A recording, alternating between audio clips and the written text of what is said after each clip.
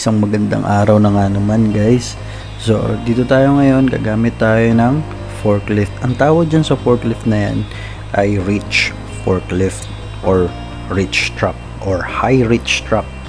So ayan, ang tatak niyan is crown. So pwede mo yan iangat, may camera rin yan pagka kailangan mong gamitin. So ayan, bakit siya reach? Kasi reach siya kasi kita nyo yung mga forks na yan, na-extend yan. Ginagamit yan pagka mayroong ang dalawang racking system na magkatabi tas hindi gaya ng counterbalance na forklift mo.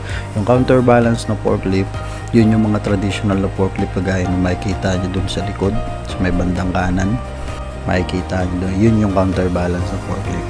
So yan nga pala yung reach na function nya, kita nyo na extend. Hindi nyo yan pwedeng ibaba ng sagad kasi yung gulong yan nasa matatamaan yung paleta. So ayan, kukuha na ako ng panibagong stock dyan.